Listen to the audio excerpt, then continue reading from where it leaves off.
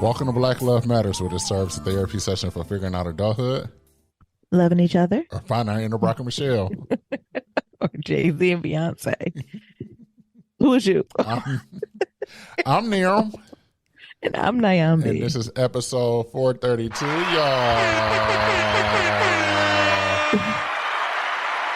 We back. We back. It's been a while. I'm too embarrassed to even look at the last podcast date. We back. Don't you do it, Nero. Don't you do it. Oh, okay. We're back. As I said to y'all before, if it's ever going to be our last one, it will be titled, "This is the last podcast episode." Mm-hmm. But we here. Yeah. What we going to ask them to do? We don't know what they're going to 5-star review. You know. Tell them to go back to episode 1. We don't even know people still listening. Be sure to leave 1, 2, 3, 4, Who we talking 5 to? star. Nobody. Hey, we almost feel like we're starting all over again. 1, 2, 3, 4, 5 star rating and review on Apple Podcasts and on Stitcher, and follow us on all forms of social media at Black Love Matters. That's Black with no K. No K. What's going on? What do you mean? First of all, do people listen to Stitcher? I don't know. Should we update that? We need to update a lot of things. Our millennials showing. Go ahead and catch us on the radio. Go ahead and catch us on the what was it called? Not Boost. What's it called? Chirp. You know what I'm talking about? Yeah. Nexus. What was that called though? Chirp. The Chirp. But what was the two-way? But it was just called Nextel. Yes, it's called the Chirp, baby. No, but what was the name of the phone? Oh, I don't know. Nextel. But do you know what I'm talking about? Yes. So catch us on BBM Messenger. The latest episode. Or AOL Instant Chat. Catch us on Black Planet for the next episode. Yeah, catch us somewhere. Catch us on who? Catch us somewhere. Well, that's all that matters, right? Yeah. I feel so rusty now. We used to be able to do this so easy, but I feel extremely rusty. Mm-hmm. But thank y'all for holding on regardless. As Niram said, we are back and so happy to be back. And I know, honestly, when we left, we kind of left everything. Like we are just coming above air, looking at the Instagram. We haven't even went through email. So probably as y'all are listening to this, we're going to be responding to people's Instagram. Like we really just had to go deep and handle some things. But like I said, if it's ever the last episode, it will be clearly known that it is the last episode. So don't y'all worry. I know it's been some gaps, but we ain't going nowhere yet. Mm-mm. What's that Instagram meme they be putting behind the dying dogs? It's the Nicki Minaj. I'm still here. I'm still here. I'm still standing. You thought you was going to kill me. You know what I'm talking about? Yes. And it'd be like dogs that's like 18 years old with like one tooth. Mm-hmm. I'm still here. I'm still standing. So we still here, we still standing. We thought this week, instead of getting into the headlines, because y'all, what has been about three months since we've been on here? Mm-hmm. What has been the headlines? The ancestors we lost. Look, Beyonce done came out of retirement and then went to she in Dubai. She's standing on water. She's giving mother. She's giving, I've done this before. She's giving full Cleveland. She's giving full body. She's giving, I'm not bouncing around for y'all because my foot hurt. Like she's giving all of that and she's still performing. Child, Elvis baby girl done passed. Like it's just so much that done happened. Who was it? The man who I shan't say his name. You know, I treat him like Voldemort. Kanye done divorced someone, got married, done got himself canceled and lost $1 billion in a minute. Mm-hmm. Him and Elon, like it's just all that in the span of 90 days don't make no damn sense. I'm still here though. We're still standing. We're gonna have to find that audio. You know what I'm talking about? I'm not going nowhere, bitch. Y'all know what I'm talking about with Nicki Minaj. Yes, baby. We understand. Miriam still haven't gained any patience with me, as you can see. We understand. Thank you. Check in. Yeah. What's going on? I guess I start with the least important thing, work. Work is working, y'all. Maybe I'm standing there too. As y'all know, I'm in big tech and y'all see what's happening in big tech. What did Nyambi told y'all though? I wish I could go back to say when I started telling them this. When did I start telling them Nirma was coming? Last summer. A very long time ago. Last summer, maybe last year. I was like, when I tell you he's coming, It's something, coming. and you better be aware of it. All that to be said, I'm hanging in there. I'm doing okay. I was lucky enough. I don't even know if the word is lucky enough, right? Like I still have my job, but listen, y'all, doing these layoffs in tech was not playing at all. What I will say is don't cry for them Argentina, because a lot of them got excellent servants packages, so they will be okay. But I think what was the cutthroat about it was tech people being such denial that when it hit them, folks ain't know what to do. This tie back to what I'm telling y'all. You can't put your identities into these jobs. These jobs is just a job. These careers is just a career. You go there in exchange for your services. You go ahead and get a piece of coin, pimp whole relationship type shit. You, no matter how sweet he is, no matter how many cute outfits he buy you, the pimp don't love you. So that was interesting. And I did have a few friends who were impacted, but for the most part, in high spirits. Again, they've had quite a few years of experience in tech. So again, they honestly getting anywhere from 6 months to 8 months of like paid basically leave and health insurance. So, and honestly, the people in tech are so burnt out. I think low key, some people just a little relieved too. Like that was some of the folks I was talking to. They was like, honestly, I'm so fucking tired and burnt out. And it was like a golden handcuff that I don't think I would have left unless this would have happened. So this probably added a few years on my life. You know, on the real friends we have real talk too. So it was an interesting, interesting time.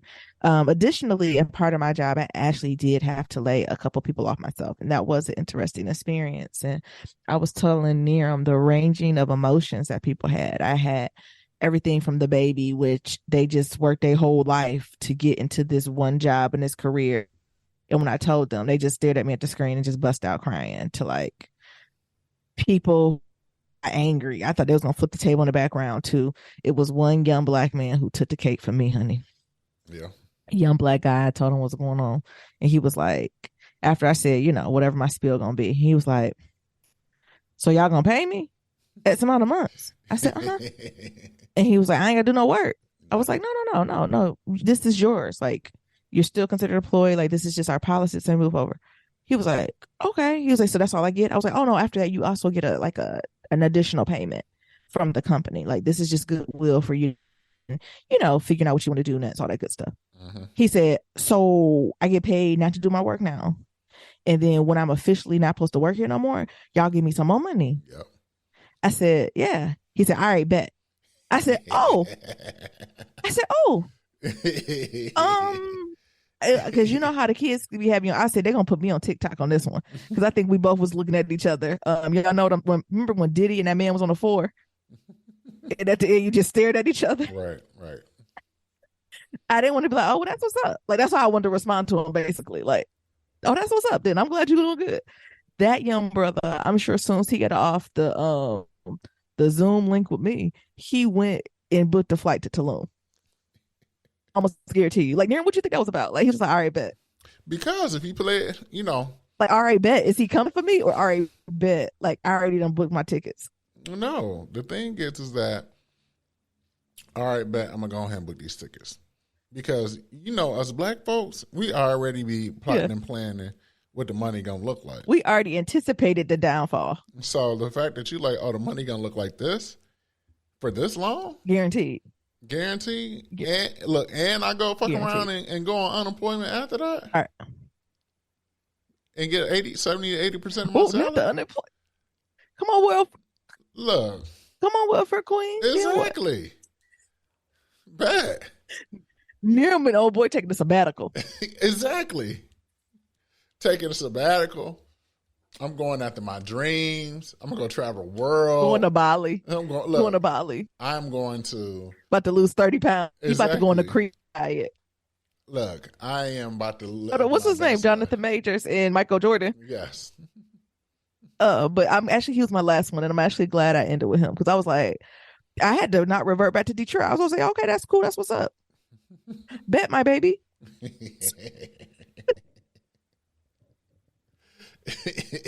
Not bet my baby. Why? bet my baby. Because because I just didn't know how to respond to it, right? Because I got my emotional bag on, ready to take care of them, doing because especially since it's a person of color, man, I'm ready to be like, listen, brother, keep your head up. Like I had my whole inspirational Joel Osteen TDJ speech ready, and he was just like, all right, bet. You about to keep your head up. Ooh, I was about to give him a TD. I was about to speak life. I was about to go in my deep bag. Y'all know Nyambi. I ain't consecrated, but I am anointed. So I was about to go in my whole bag on him and speak life into this young Black man. Let him know this is just the beginning. And this is ordained. And this is what you're supposed to do. And this is when you now go deep and talk to your God, your ancestors, whoever speak to you in the depths of the night. You know who I'm talking to. Mm-hmm. To see what you're supposed to do next. But he ain't need it. I wanted to ask him what travel credit card he used. Another thing, with all these layoffs, right, and what's going on, although this round I am be safe, that don't mean round 2, 3, 4, 5, 6 I will be. With that in mind, I am also getting myself together. Y'all know I'm in my season of hacks. I love them white boys on podcasts that be hacking everything. So, the other thing to keep out, even if you weren't impacted by any layoffs in tech, millionaires about to be made through this recession. Mm-hmm. And also know, okay, let me back up. Don't let me know if I'm staying too long on this cubicle warrior bag. Okay. The thing about the stuff in tech, we just the beginning. And truly, we're a small aspect of this whole layoff crew. Like, again, I know we seeing all the numbers, 20,000, 15, all that type of stuff. But in actuality, tech only makes up, I think it's 2 to 3% of the workforce. Mm-hmm. So if you zoom out even more, that ain't huge impacts of layoffs. Like, we're not talking when basically the whole industrial side of America crumbled in 2008, right? Meaning all the major industries, the finance, it was multiple industries that collapsed then. Right now, it's just tech. And honestly, is it truly collapsing? Or are they flipping a brick? Mm-hmm. Y'all be the judge. Anywho, one, take this as a sign. We the first ones. Other areas will be impacted. Even if you don't think you might be impacted, it may be. Tips as a cubicle warrior. Go look at if you are working for a private or public company, long as it's not nonprofit, go look at your earnings. Quarter over quarter, year over year.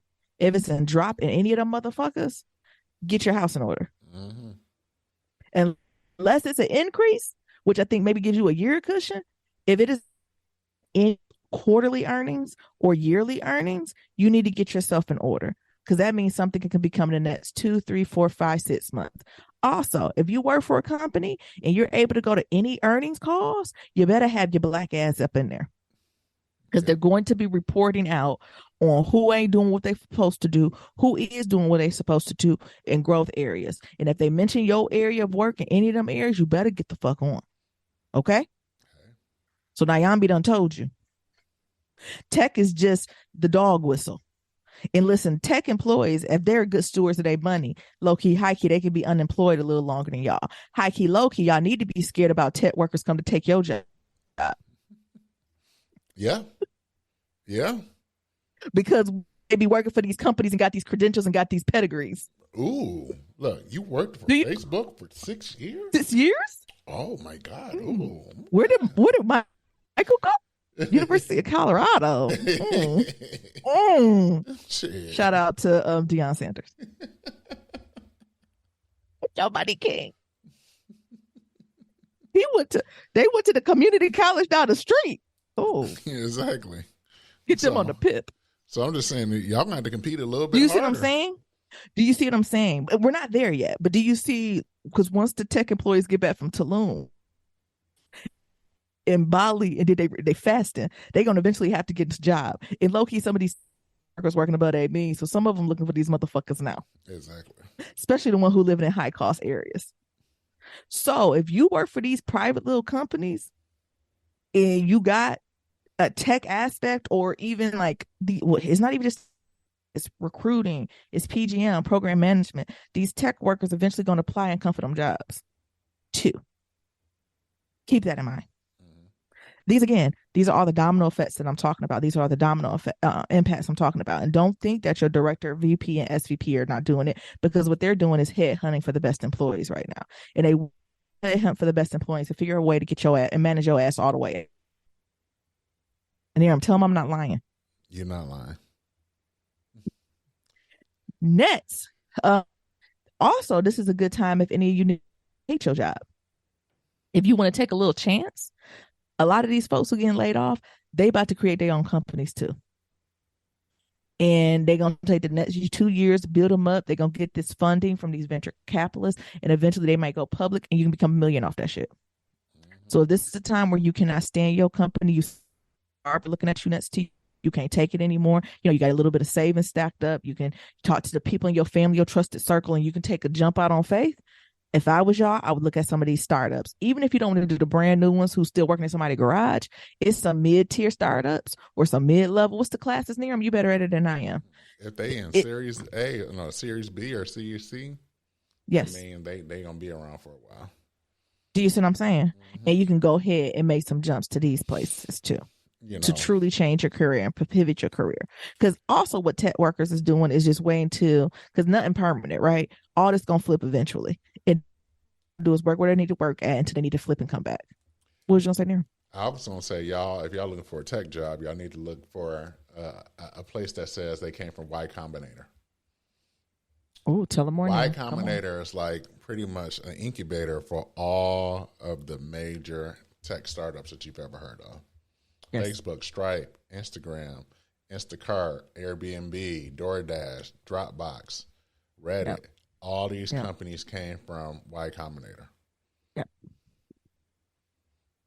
Anything else we need to, like I said, millionaires are going to be made through this recession. Have empathy for tech workers, but don't feel sorry for them. Watch your job. Also, this is the time to do what you need to do. You need to figure out them credit card hacks. Honestly, I'm in the process of relooking at all my credit cards to make sure I'm maximizing them too. I'm not doing the best. Max out every fucking thing, y'all. You got to HSA, do it. Retirement, do it. 401k, do it. Make sure you're maxing out your IRA. If you make too much money, do a backdoor. This is also time to do investments. I know that stock market is ugly. But this is I know it. I know that motherfucker's looking bad now. I know it's looking like niggas just getting out dollar bills and setting them on fire on the stock market. But yourself in 10 years will thank you. If you got any extra money, go ahead and go into the movies, spend $10, $20, and then spend the $30 in investment. This is the season to do that. I'm not telling you what I think. I'm telling you what I know. Okay. Also, your purchase power is a little stronger. This is when you can do it. Remember all them houses was going over price? Yeah, they ain't no more. Again, I know that interest rate is high. So if you got bad credit, you fucked. Sit down. But if you got good credit, you still might have to pay that 5 or 6% interest. But guess what? That will be a lower price. And you know what else? You know what is not permanent? A 5 to 6% interest rate. But you know what is permanent? That price of that house.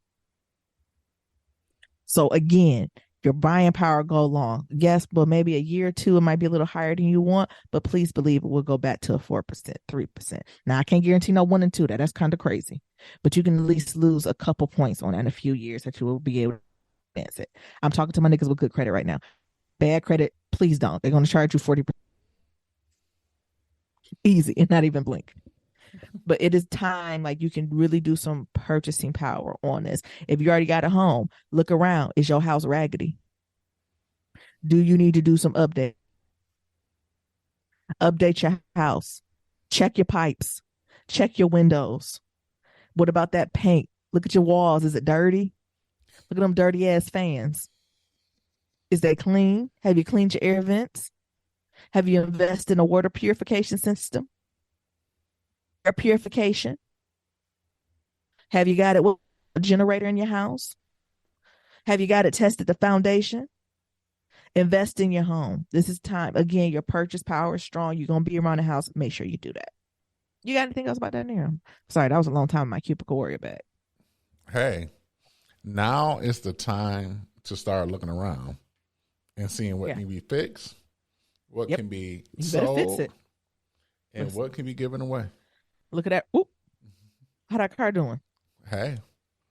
Okay. Next, my health. Nira, am I saying it all? Go ahead. Let them know. They want to know. You know, the thing is, you can be vulnerable without being naked. I always tell everybody, I tell that to my folks I work with. I say it's important to be vulnerable, but to be vulnerable don't mean you got to get naked. And I'm trying to decide how naked I'm trying to be. Okay. I think I'm a panties and bra on, but I take everything else off. Y'all, it's been a lot. All right, I guess we'll start with the health stuff. So as y'all know, we're trying to have a little brown baby. And a part of that, you go and get a lot of testing done since what particular age. And we did all the testing came back positive. We're super excited. Got a physical. They didn't say anything new except, okay, maybe you're gonna lose a couple pounds, but everything else looks fantastic. Go for it. Cool, cool, cool. So we're at this point where we're about to do what we need to do. And so my doctor was like, just come in when you want to have your birth control removed. So for y'all who don't know, I actually have an IUD. I know, TMI. And so she was like, set up an appointment, come in, we'll get your IUD removed. Cool, cool, cool, cool. So we go in, get an IUD removed. And for the IUD girls, y'all know what it was to get it inserted. Okay. And I got this back about 9 years ago. So this was during a time where they weren't giving us no local anesthesia. They weren't giving us no laughing gas. Hell, now sometimes folks go under for it. They're like, I ain't taking this type of pain. This was the season where they just be like, hold your breath, bitch. And they knock that shit on in you. So I'm like, oh shit, how is this going to feel coming out? What's going on? And so I'm coming prepared. I'm just coming there to do what I got to do. Again, got brown babies on my mind. And doctors short talk, they love to have small talk when you're coochie in the air. So we small talking about the day in Brooklyn and all that type of stuff. And she was like, okay, well, here's the big moment. I'm gonna just have you count to 3 and do, bullshit, bullshit, bullshit. So I'm like, 1, 2, 3, fuck. And she was like, and the room went silent. Yeah, the talk of the bitch. Yeah, went completely silent. I want to show y'all the silence. All right, and I'm being da da da da in Brooklyn and Bushwick and Park Slope, blah blah blah. I was like, hello? I was like, did we lose internet? Did the Wi-Fi disconnect? And do you know what she did? Again, y'all have to see the image. I'm on my back. I got a cute sweater on, coochie in the air, legs in the air. She's face deep in my coochie. And she just paused, internet go out. Then do you know she looks at me, gives me a half smile, and then leaves the room. Where'd she go?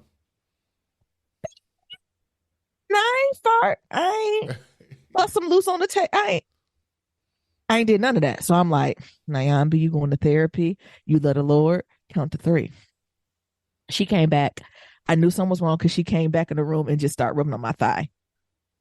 I was like, y'all know all the ladies who go to the GYN, once they start rubbing on your motherfucking thigh, you already know it's gonna be some news you ain't trying to hear. Mm-hmm. And she's like, Nyambi, just something different happened. So what I'm gonna do is, before she even said do is 3 people into the room.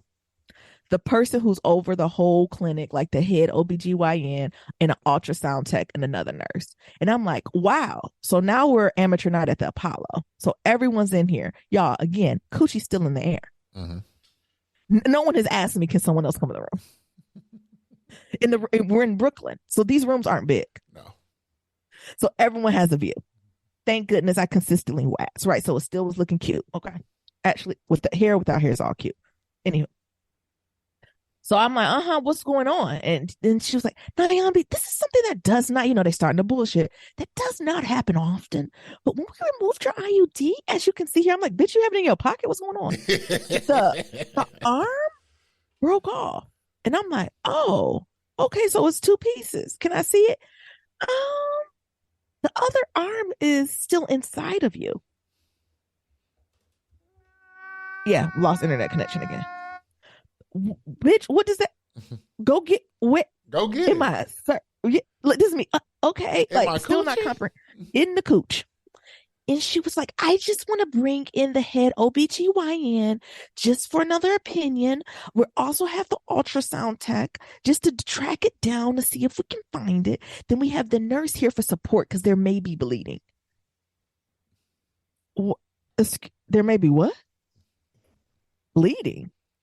From me? From what? I got on a white sweater. See that? Cool. Do whatever you need to do to get this out of me. Okay, now just put your legs up. Just go ahead and relax. Then they doing with the visualization exercises. So just imagine your cervix is a flower and you're opening the flower in your mind. Bitch, that don't work for me.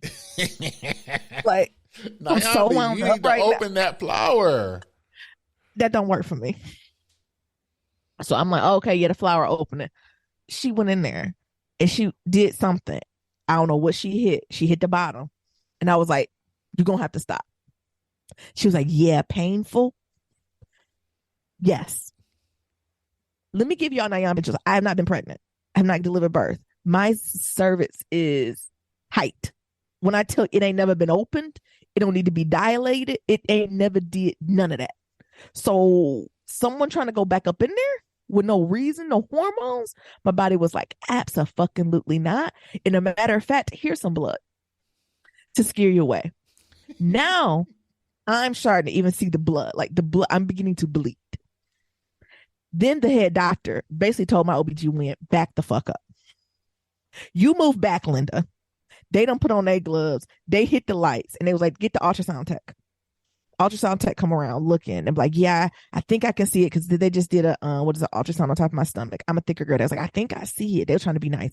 I think it's right here. They was like, then here come the head doctor. You're not going to like what I'm going to ask you, but it'd be helpful. I'm like, what the? All these prerequisites. I said, do what you need to do. They was like, we're going to have to do a transvaginal ultrasound on you to get the best view. Do y'all know what that is?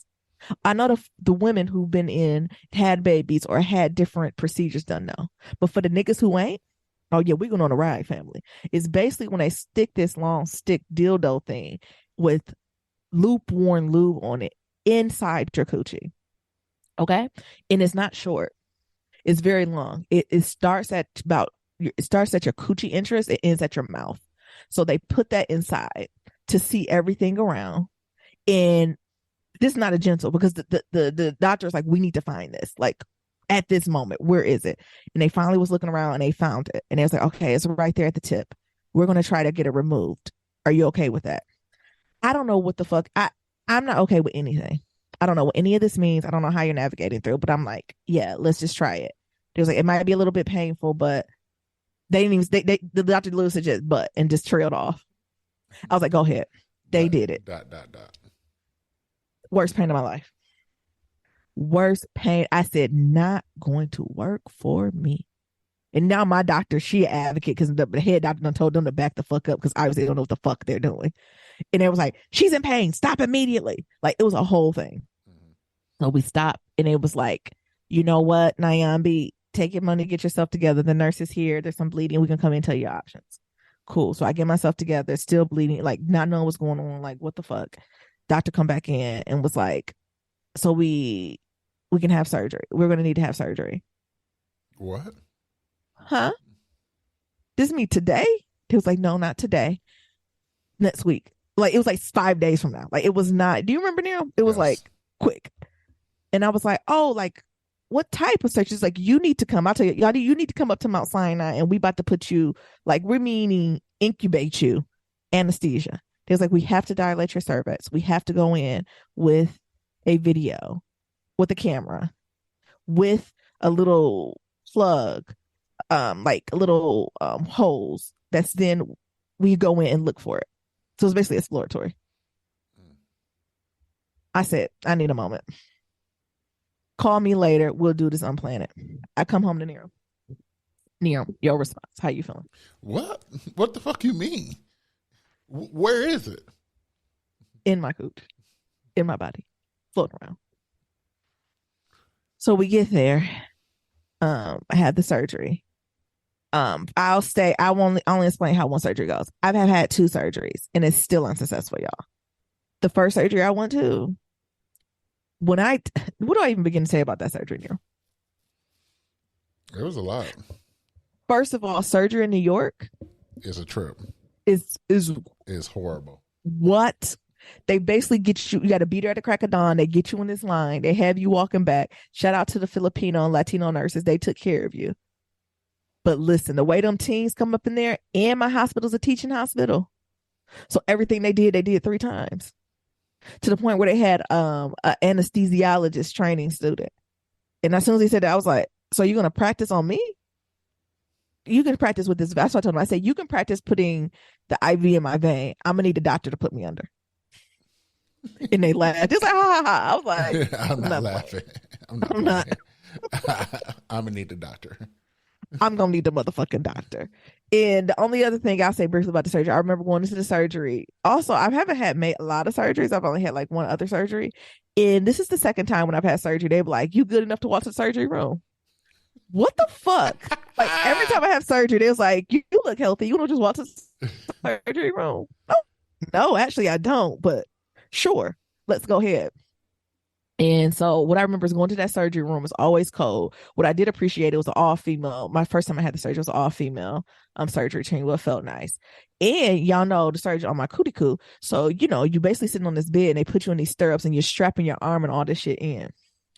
This is the thing that I've never felt before when I'm going under. Usually when I first time I went over for surgery, I didn't realize anything. Like they literally give you the volume, put you under, and then they go to work. Listen, in New York, they start strapping you in as soon as you walk in.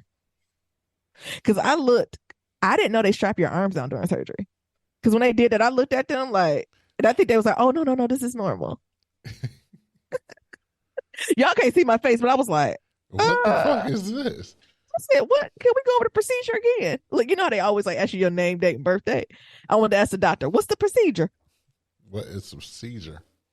And then all I knew was they put that air up on me and it was like deep breaths. Yeah, deep breaths.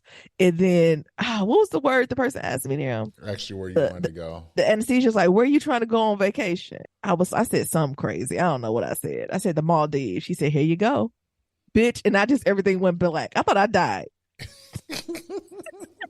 I've never had no experience like that. She's like, where you want to go? I said the Maldives. She said, well, here you go. I was like, oh, but it was just like instant. Like it was literally like it. And then when I woke up, here come my doctor. She an Asian woman. It was like she was whispering. Surgery wasn't successful. This me. It was successful. It wasn't. I said, it was. She said, it was not. And then from there, it's just been a lot, y'all. So after that, about 2-3 weeks later, I had to have another surgery. Again, unsuccessful. Right at the end of the year, I had to have an MRI, and now I'm waiting to hear back from the MRI. And it's just been a lot. It's been a lot emotionally. It's been a lot physically. I don't think I've been in the best place. You compare that with the foolishness that's going on at my work, the type of work I do, on top of me having to lay off people, is a part of my job to plan for like communications and rollout of it. So it's just been, I've only had enough energy to take care of my health, do work, and drink a green juice. I ain't even have no energy to do no movement. Y'all know I was in the ceramic class. I went to 2 of them motherfuckers and they turned back because I couldn't stand them motherfuckers. Like I just did not have the push or the emotional energy to do anything else except those 2 things, which are bare minimum. And even now, like I'm trying to push through to like figure out what the next steps would be for, you know, the surgery, right? Staying on the doctors and right, we're getting exploratory. And, you know, I'm at the point now where I want to find second opinions and other areas to work. And even beyond that, like not necessarily the doctors, but like, you know, the situation with IUD, I'm not, the situation I have with IUD, like I'm not alone with this, right? There's class action lawsuits of like all types of neglect that's happened because of this. And I was like, I need to find a lawyer for that, right? Like just to cover my bases. And it's been a lot. So I figure one, no need to hide. Ain't no need to be ashamed, you know, tell the truth and shame the devil. Also y'all might have went through it and have tips or tricks or anything that could help me. But you know, also I'm just a particular age, right? And I can't drag this out so much before, you know, we want to have a child, right? And, you know, we could just continue going for a child, but it's a risk, right? Since the piece of the IUD is unknown somewhere in my uterus, that either one, I won't be able to get pregnant, or if I can, like it could be embedded in the placenta and the baby. Like it's just so many unknowns that it's just a lot of spinning. And I'm not gonna lie, I had moments to be like, oh, this is my fault. I waited too long. I got distracted by things that happened in my life, or I went too deep in my career, or I was too selfish focused on me. You know, all the bullshit, right? All the bullshit that society tells you that it was hard. The voices just got loud.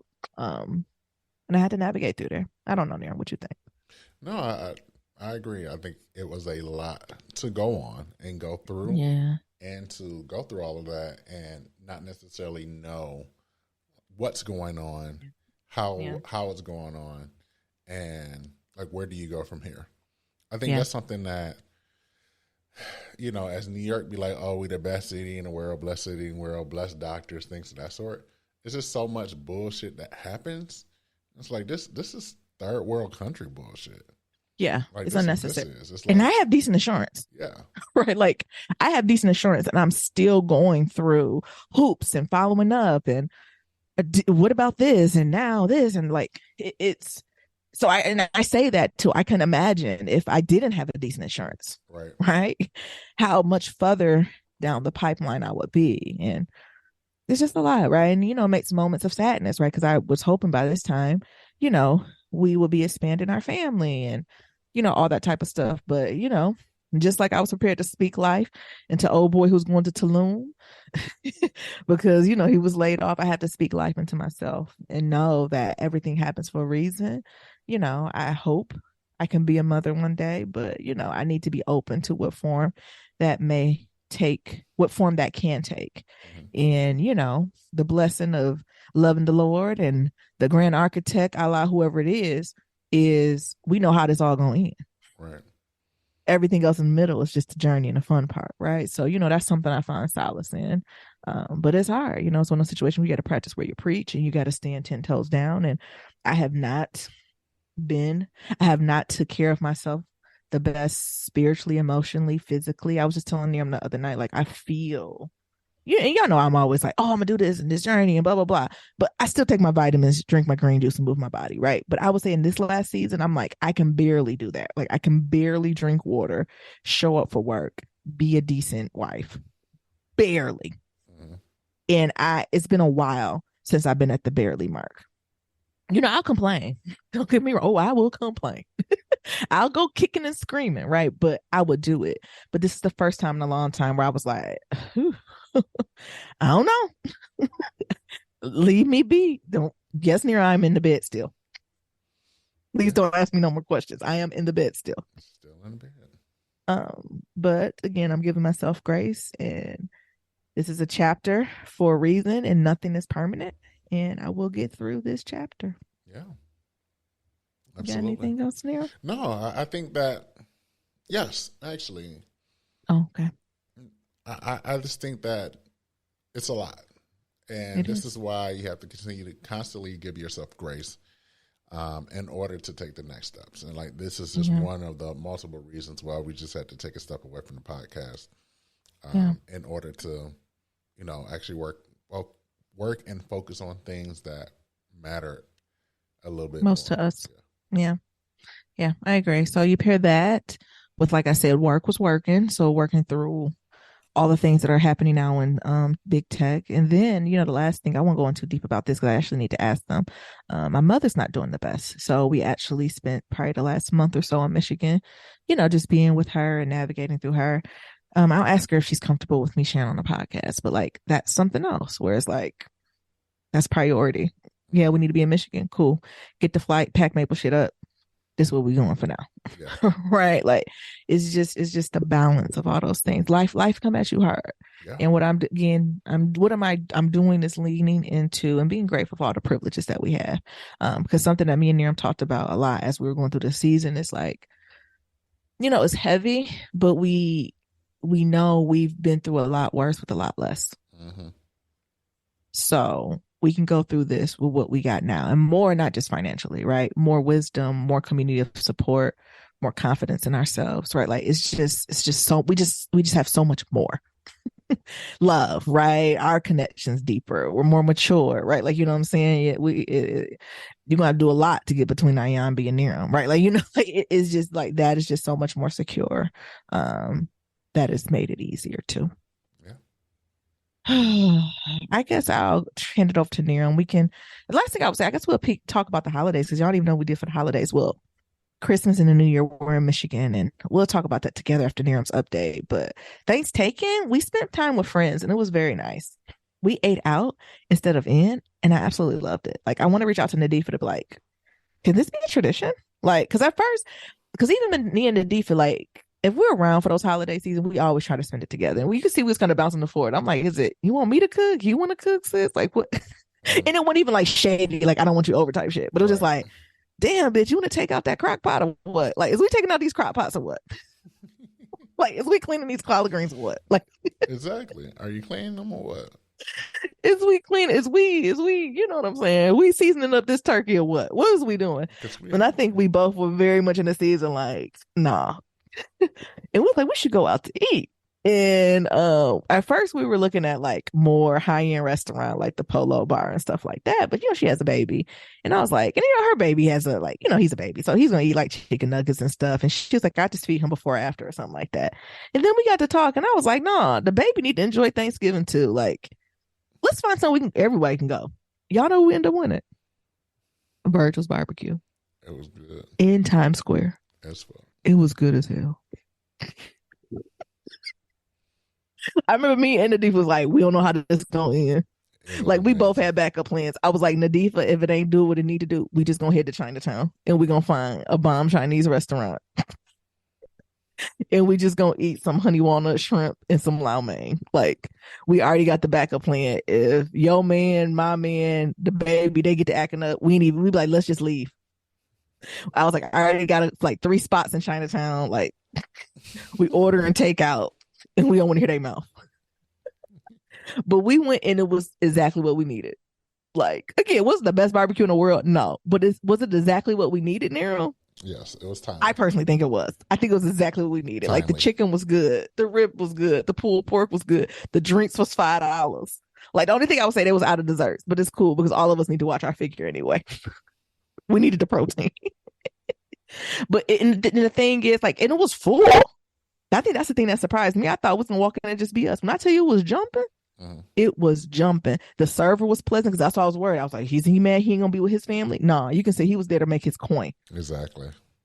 Of course we tipped extra and all that type of stuff. But I thought it was just very nice. And after we went to like a little store, that was when the FIFA Cup, right? Am I saying that right? World Cup. I need to get a little more culture. That is the biggest sporting event in the world, right? Yep. Yeah, okay. My American showing. And like they had a little pop-up in Times Square. So the baby wanted to go and get a putt. Like, it was just a good time to me.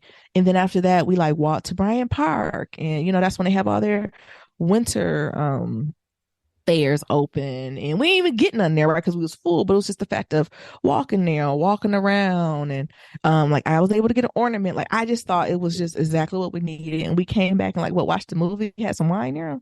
Oh, not even wine. We weren't even drinking like that. Maybe some kombucha. What we eat? Sparkling juice. We just chilled out and just came home and chilled, and it was perfect. Mulled wine. That's what and just that's true. We got me and Nadifa had some mulled wine. And then I won't give names out. Other folks just chilled, and it was exactly what we needed. And the baby put on a performance for us. Yeah. And it was, I don't know, it was really nice. And that was the first time I've ever did Thanksgiving like that. Like, the closest I've come to that is like if we were out of town on Thanksgiving, but I've never been home and went out. And listen, for the families who tired, now I ain't saying you gotta do it every year, but maybe every 2-3 years, or every year to end in 5. It was something about getting up, and I think I got up and made an egg sandwich, pushed around, and we drove, and the streets was open. Sure perfect. It was amazing. What you thought about it, Nero? It was a nice little trip. It was an amazing trip, and we drove, and it was amazing. I think that was the best thing. Yep. That's one of the things I'm more excited about, is just driving more. Well, I'll hand it over to you, Nim. Nim said I be talking too much, and I feel like I done brought the energy down with my situation. But it's the truth. Y'all got to rock with us on the good, bad, and the ugly. Y'all wanted to know, now you know. Hey, people been messaging. Where are y'all? Are y'all all right there? Y'all done gave up on us? No. Life is just life. Life is life. Actually, this is going to be named Life Be Life. Life be life. Life be life. I'll add the name. Your turn, Aaron. What's going on? So while Nyambi is going through her coochie in the air, I'm getting cleared to get, with the coochie in her ear, I got a doctor's appointment as well. And I mess around getting cleared. I'm thriving and shit, smiling. Thriving, smiling and shit. Call Nyambi. How's your appointment? Yeah, because it's all the same. Because it wasn't the same day. It was the same day. Well, we're known for same day. At the same, how the moons and stars work for us. Me, I'm thriving, doctor. Yeah, this looks amazing. Cool. This is amazing. You cleared to go back to everything you was doing. Welcome back. Yes. Look, you off your meds? Perfect. Nigga, just go. Me. Hell yeah. So I'm geeked. I'm pumped up. Calling Ayami be like, yeah, let's go get some celebration. Lunch or dinner or some shit. We about to get pregnant that day. Call Ayami. Here she talking about. I said, well, how it go? I'll talk to you when you get home. I said, damn. What's wrong with that? Damn. Why? Damn. Why you say it like that? That's the worst thing you ever want to hear as a man. Why? Talking to your significant other. Cause we done been together all this time, and then And I say everything else. You say everything else, all types of TMI shit, and I ask you about this one thing, and you be like, and then we'll talk when you get here. Damn, fuck. What happened to Virgil? Oh my goodness. They play that so much in New York. I said, did Virgil family clear this? Shit. Lord have mercy. Fellas, listen to this. Have you ever had that happen? When Yes. things is going good in your life. Everything was popping. Everything is good. Then you talk to your partner. Even my test, everything coming back golden. Because it was a moment when my doctor was like, I don't know. And your blood pressure, everything coming back. Normal. And normal. Then, and everything. then your partner talking about, we'll talk when you get home. Fuck! God damn. Yeah. So I had to just get my mind right. I had stopped and got me something to eat. I was like, you know what? You got some without me. Yes. What you get? You got a patty. I just stopped and got like a little patty or something. I was like, fuck, I need to get my mind right for this. Get some food in my stomach. Something. Because we ain't going out having this baby tonight. You say ain't no babies going out, ain't no dinners. Ain't It's going to the we're going to the rib house. Because she said she wanted to tell me nothing. I said, you want to tell me anything? She's like, nope. You talk to you when you get home. Fuck. So get on home. She tell me what's going on. And then we go through wherever we go through. So that's what's going on. Other than that, in addition to that, like I said, Niram was on his ascension. Literally, when Niram caught a lick, it was like I tripped and fell. Because y'all know I was pretty fine. Look, I'm out here pottery. I was fine. Like, I was doing what I'm supposed to do. I even lost a couple pounds. I ain't tell Niram, like, I was doing well. Not as, as good as he thought I should be doing. He always pushing me to do more, but I was pretty balanced. I'm on my ascension. Yeah. I got a bag, fix my teeth. What you did, Niram? It ain't cheap. Ain't cheap. What you did, Niram? Got a bag and fix my teeth. Literally. Hoes know it ain't cheap. So I'm going through ascension. My health is back. Everything that was going on is finally got clear. I'm off the fucking meds. I'm getting my teeth done. You're getting his teeth done. We got my teeth done. I done went traveling. Oh, but you maybe should clarify. You don't got the chiclets. No. You don't got Gucci Man teeth. You should clarify. I'm just getting some Invisalign, just a little okay. Invisalign. Little Invisalign, straighten them out. Because when we be talking about teeth now, people come back with those them big teeth, honey. Square teeth. Yeah. Mm-hmm. Yeah. No. Go ahead. Just a little Invisalign, straighten them out. Yeah. Gotcha. With a little bit of whitening to it. You know what I'm saying? Ain't no wrong with a little whitening. Hey. Hey. Should match your eye. Should match your, what is it? The whiteness of your eyes. Hey. Come on. So doing that.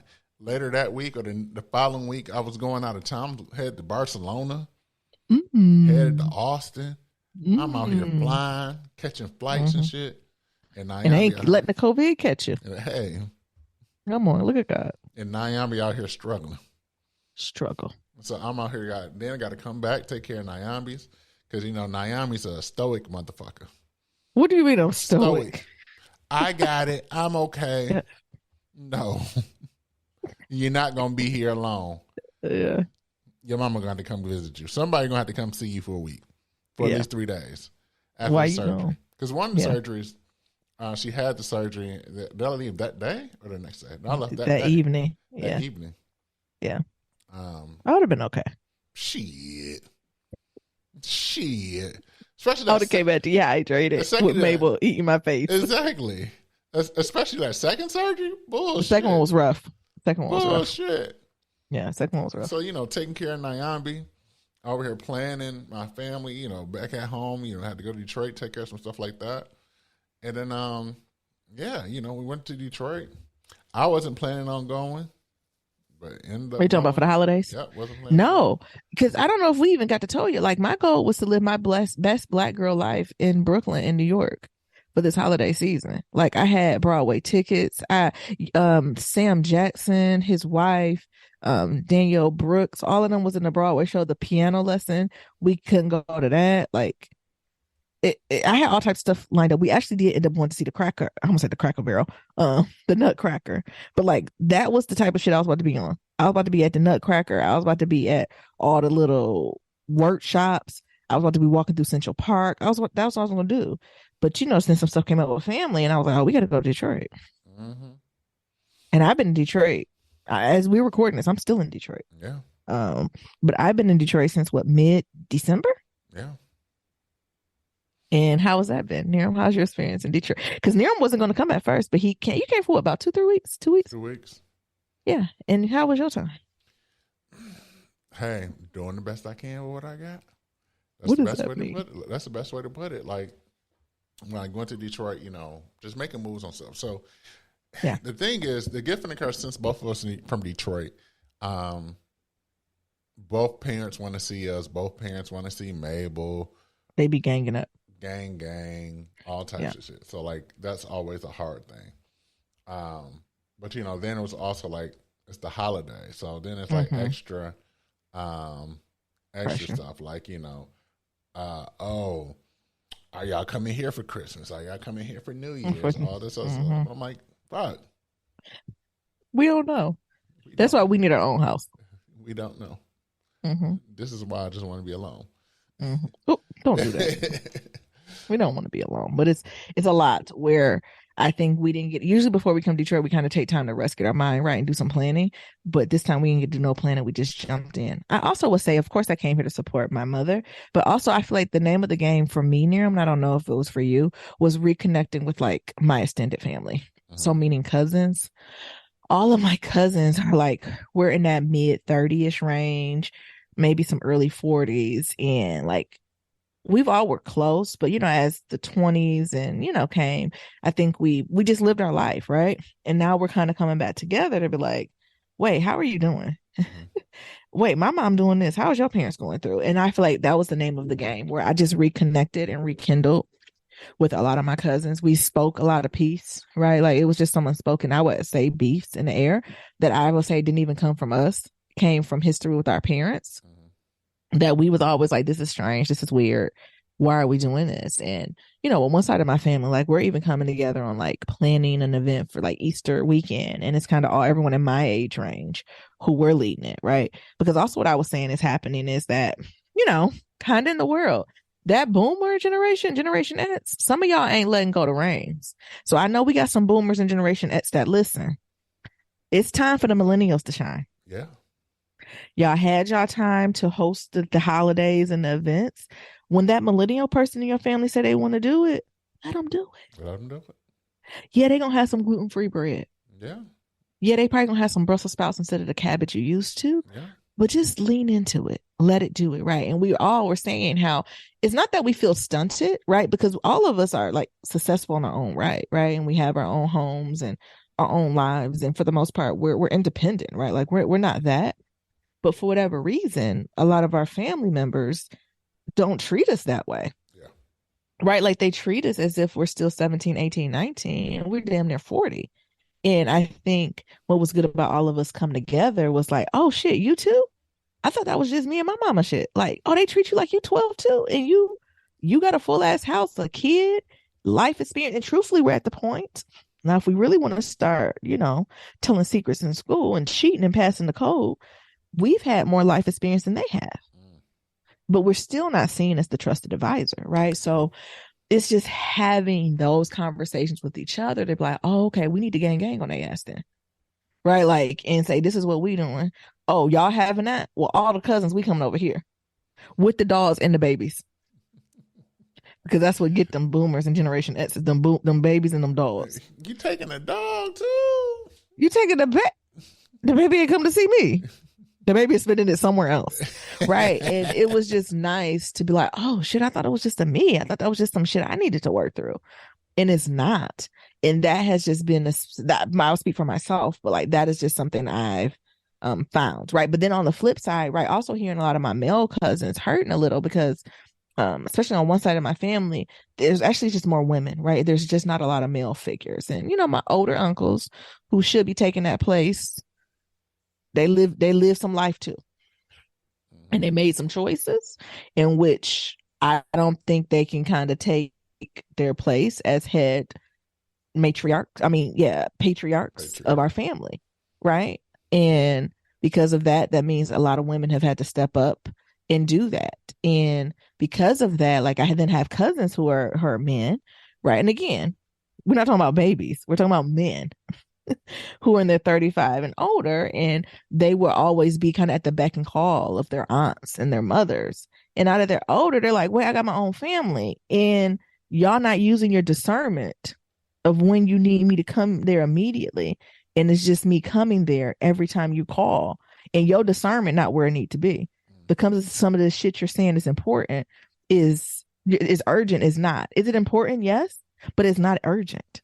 And you're not taking into consideration me, my family, and my life, right? So it was just refreshing to even hear from them and hear that vulnerable place where there was like, it feels like, you know, like I'm being taken advantage of, right? Like I'm only called upon or beckoned upon or barked at when I'm needed something. It's never, how am I doing? How can I unpack it, right? So it was just even refreshing to hear that from them. So I think emotionally, and even I feel like I matured right during this time to be like, I got to be even firmer kind of with boundaries. But more than that, I like my name, Nyambi, right? Let your song be heard, right? Like the advocating for self and others needs to be more. So that's what I really got from my family, and healing, right? Like really being clear on separating out like what siblings do. It don't got nothing to do with the kids, or even as we're getting older, right? Like some of this shit you got to squash. Like we necessarily as Black people don't always have the tools to really navigate through forgiveness, reconciliation, and moving through that. Right. You know, don't get me wrong. You know, I'm a full believer that forgiveness does not mean reconciliation, but there are some cases where it should be. And I don't know if we have clarity on what does reconciliation truly look like in that space. So that's something that unique that I found that came up. I don't know what you think about that, Nero. I think, yes, there is a changing of the guard that's happening. Yeah.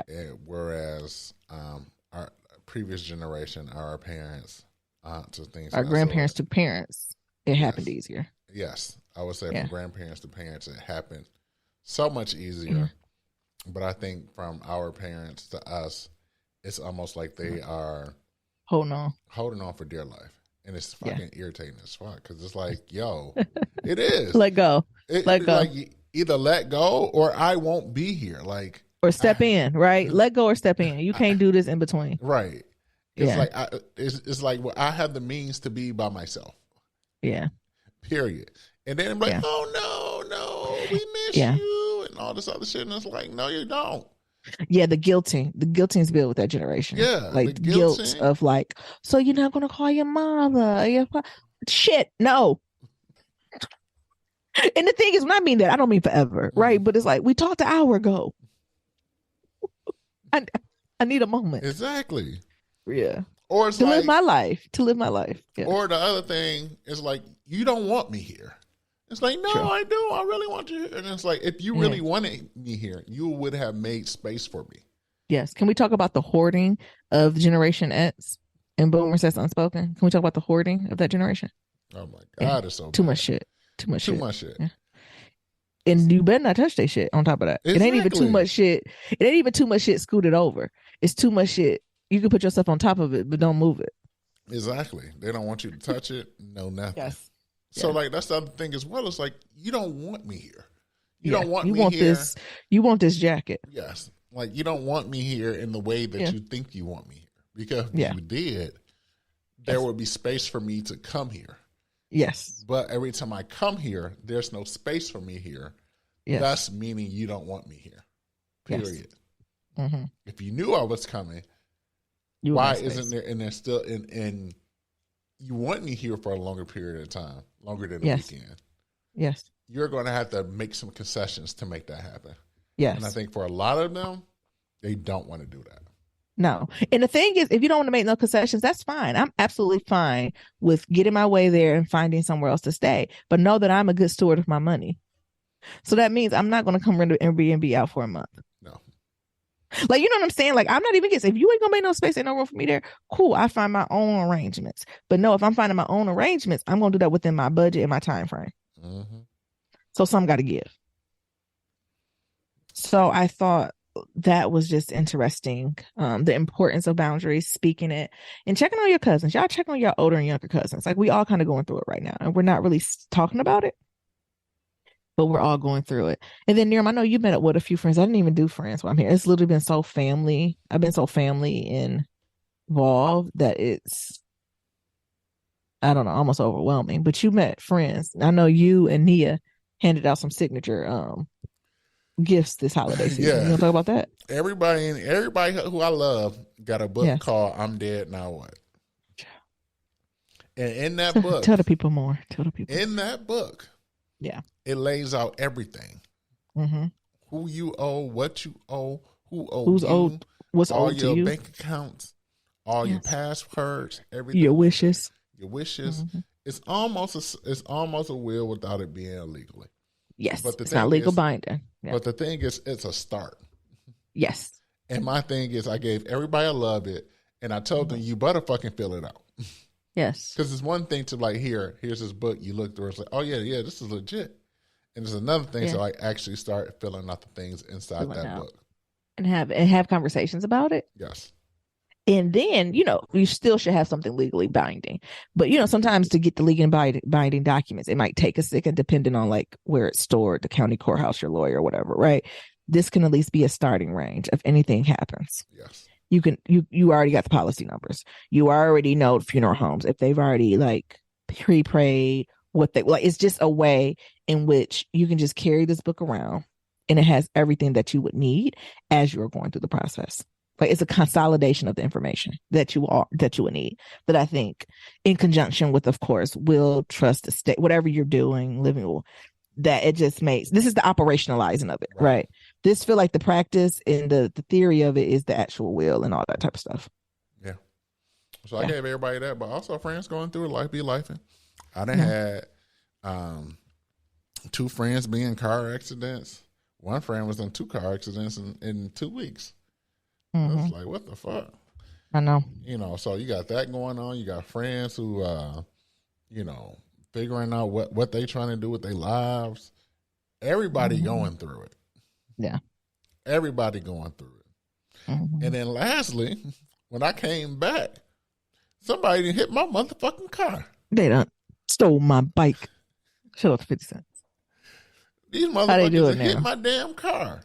Tell them how the stories I told you. You already got everything. You had all the story laid out.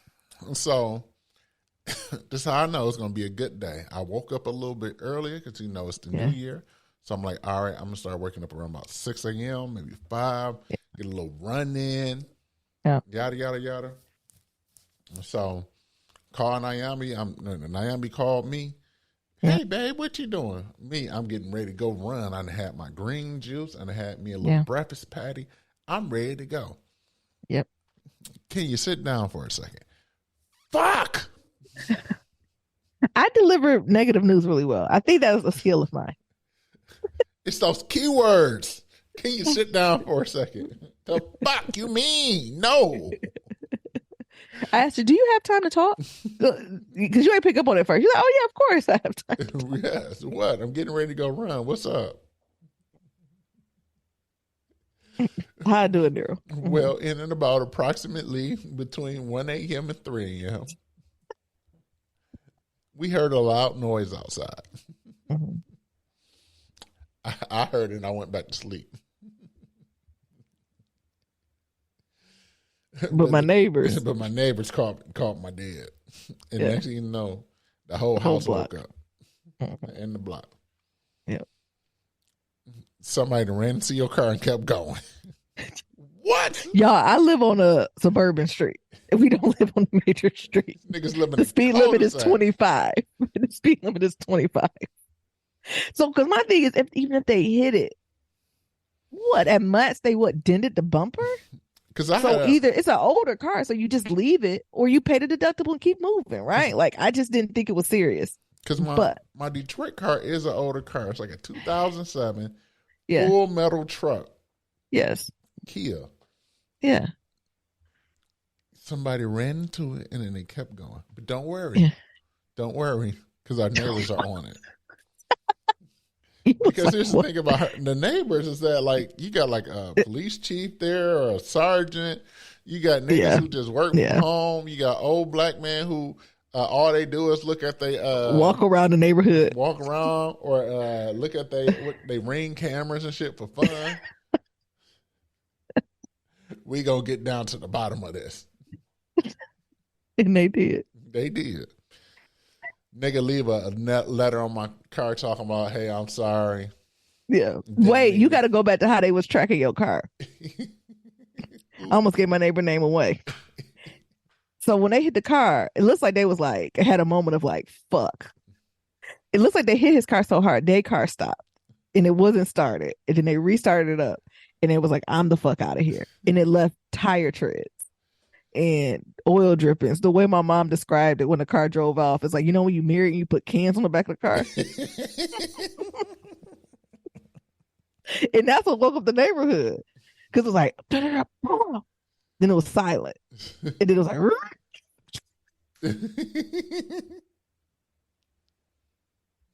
and that's when everyone woke up. And then so I can't say his name. My neighbor was like, I see tire tracks. And then my neighbor was like, bet. Here we go again, black man. Bet. I'm going to go follow these tire tracks. They followed them tire tracks. It was like, it's lead to this block. It's dark, so I can't see where it go. But in the morning, I'm going to check it out. Here come the police. Police took at least 30 minutes to get here. They're like, wow, it's usually quiet on this block. What happened? Like, they in shock. They too busy looking at the new HOA because we have like little thing. Did the HOA pay for that or the state? Focus, officer. So they did it. Next morning, the police chief waking up, seeing what's going on, pooching around, seeing all the things. And before the police chief was up, the Inspector Gadget went and followed the trails. And he followed the trail all the way into somebody's garage. Like, he didn't go in the garage, but he seen it. And then when he seen it, I guess the guy seen him like idling in front of his house. And they came out and they was like, this neighbor was like, did you happen to hit a car last night? And he was like, he kind of froze. He was like, I left a note on their car. And it was like, okay, yeah, I'm gonna make sure I tell him that, all right? And he's like, you hear 66, blah, blah, blah. Yeah. Okay, I'm about to go tell him now, all right? Literally, our neighbor hit bust a U-turn. Came, not rang the doorbell, and was like, I got the offender. I got him. It was one of them new people in the neighborhood, right? Because my neighborhood is like newer, but all the people who bought the homes are like the original people. And now it's going to the time where it's like the second generation of house owners now. So when my parents got this house, like they built it. So a lot of the folks who built it are like the original owners. And they all like clicked up because they've known each other for so long. So this is one of the new people. And our neighbor told us, but then also old boy put something on the ring on top of Niram's car. But not only that, he had to do it because the police person who lived down the street and the local neighbors, they was already clinking up their Ring cameras because everyone got them. Everybody got a Ring. Everybody was like, say less. It was like a whole block text that they was like, somebody camera caught this. And we didn't even go to his one neighbor on the block nobody like. He got his shit locked up like Fort Knox. We think, like, my mom almost cussed him out because he had a drone. My mom was like, if you put a drone on my property, I'm gonna throw a rock at it. Like, do not come.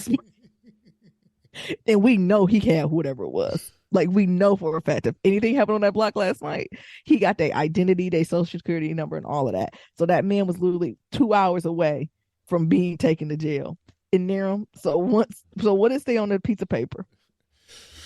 Like, sorry, I didn't mean, it was my intention. It wasn't my intention to hit your car or some bullshit. I hope not. We not in BMF. Why are you hitting my car? It wasn't my intention. And then you called him. What did he say? So I called him, Because he left, Yeah, please call me. man. Yeah, I'm sorry, bro. Yeah, You sound man. like a young cat. I didn't mean to hit your car. I'm just very, very sorry. Yeah. You probably wonder why I didn't stay, but Yeah. um, I had an asthma attack. Shut the fuck up, lying. I told that to the neighbors of the police and all neighbors. And you know all the Detroit people. This nigga was definitely under the influence of something and ain't want to go to jail. I had an asthma attack, so I had to I get asked. home to my inhaler. I said in between the hours of 1 and 3 a.m. Yeah. He was inhaling all right. And he was walking this from my house. So even if you got home to your inhaler in your car, his car obviously is not starting. It would have been a 3-minute walk. I said, How was he going to? He couldn't have hid that. He could not have lived in this complex and lied like that. I said, Because his neighbors had to hear him come in. I said, I don't want to hear that bullshit. Just give me your information. He just gave. I got his information here. I'm sorry. I'm just It's very cool. sorry. Okay.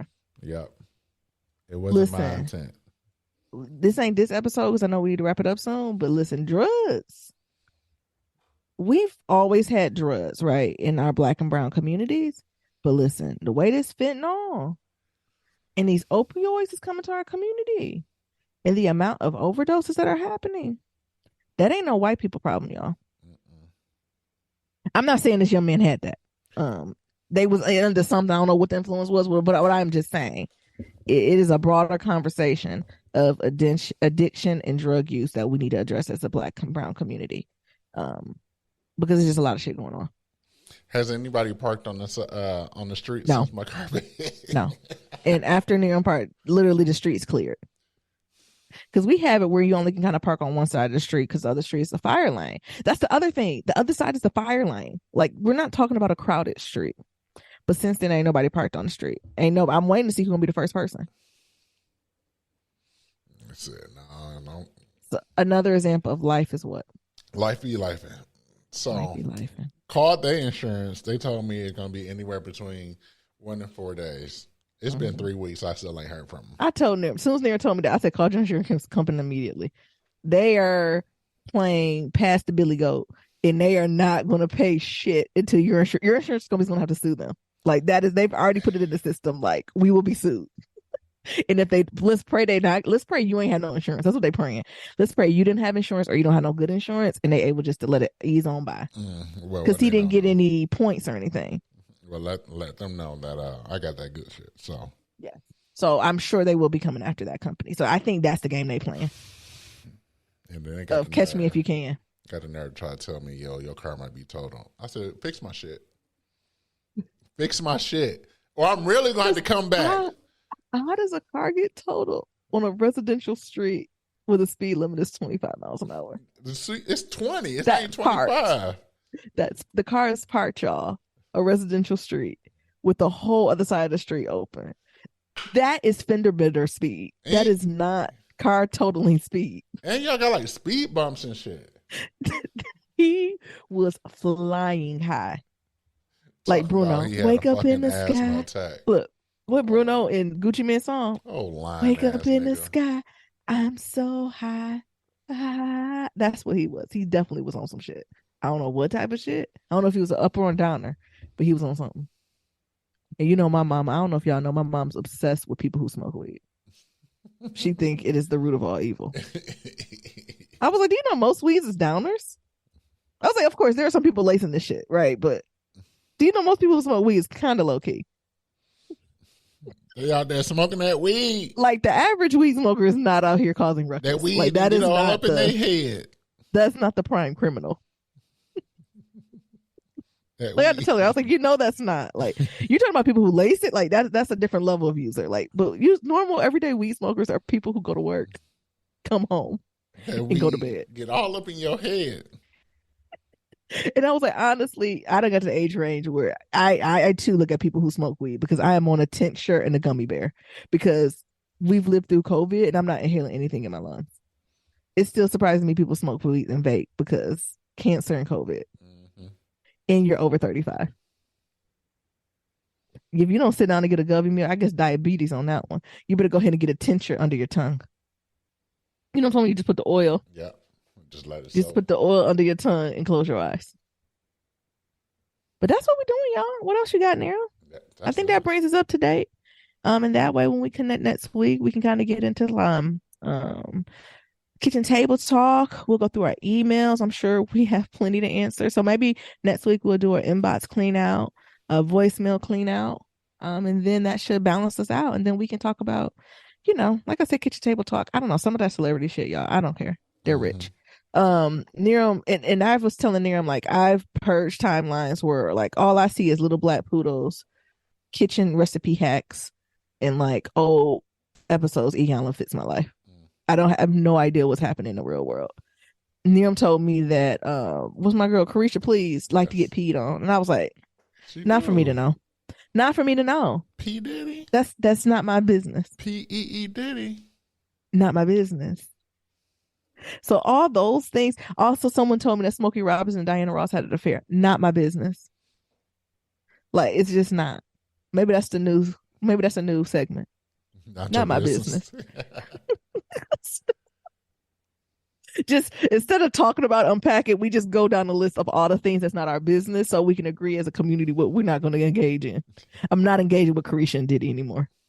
I'm not engaging with Smokey Robinson and Diana Ross affair. You know who else I'm not engaging with? That girl with that missing tooth and that young man and their soon to be born baby. I'm not. That's not our business. Someone call CPS and let them handle it. Can you call CPS on the fetus? A scheme that Todd set up. Why are you I can't play around with you. Why you can't play around? I can't play with you. What? A scheme. Now I'm right wing. I'm a conservative.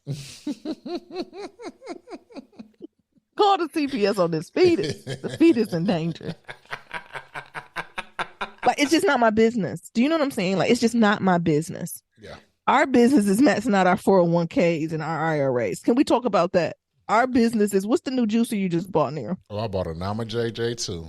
Listen, our business is changing these juicing recipes. Our like, you know what I'm saying? Mm-hmm. How can I get the pears for cheap? That's our business. Exactly. Not the tooth and Smokey and P. Diddy. Not our business. Even Beyonce in Dubai ain't my business.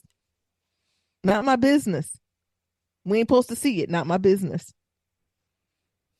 What is the latest dinner night hack? Who got the best rotisserie chicken? Exactly. That's my business. How can I get 10 days worth of food on $150 inside of me? Listen, it's $10. Come on. That is how I get this IUD up out of me. That's my business. Right. Anybody can we sue Paragard? Or we got a class action lawsuit against Paragard. That's my business. You know what else is not my business? Them people using Ozempic and diabetes drug to lose weight. Stay out of them people business. If that's what they gonna do, y'all let them do it. I heard the sound effects. That's not your business. You focus on what you eating and what the scales say for you. It's just some stuff ain't our business. And I think people be shouting their ass, and I'm like, that ain't my business. That's literally been my response. I'm like, that ain't really my business. Not dealing in that ministry. Look, where's your rotisserie chicken from? This is me. Look. This is some nice sheets. Where you get these sheets from? This couch. This couch is amazing. Them some good walking shoes. Exactly. You know me, I don't reach the age. Them some good leather shoes. I want some old school. I want some vintage Manolos. Okay, where we can get the best price for some vintage Manolos, all Italian made, handmade. Get you some WD-40 for them doors. That's my business. Too damn old to be letting your doors squeak every time they open. All that noise. I'm sensitive to noise. Too much noise. My parents' refrigerator, because they stop to the roof. Sometimes it run. As soon as it starts to run, I just go in my door and close the door because I can't take the noise. They got them damn chimes. Everything got a chime. I can't take the noise. Fridge got a chime. The stove got a chime. I can't take the noise, so I just come. You know what I'm also in? A Kindle bag. I got some new books I'm reading, y'all. I love my little. I read faster on the Kindle. Am I getting distracted? Do y'all read faster on the Kindle? I think because I'd be racing that clock at the bottom. They'd be like, bitch, you got 10 minutes left. I said, do I? I do anything in 10 minutes. God, go sit down somewhere. Would you see those things are our business? See the difference? See how I feel? Yeah. Yeah. But not the other things. So we'll see kitchen table talk, y'all. You know, I still play, you know. It's all jokes and I'll pertain in that. But y'all might see a little bit more real life shit going on. I might be sharing what I'm making for dinner next week. Close us out, man. We gotta stop. So people stop listening. Look, Come on. love is ever evolving. They done logged off. Love is ever evolving. They done logged off. They said they on that bullshit. Hey. Look, Life is life. Life is life and love is ever evolving. We'll talk to y'all later. Peace. Peace.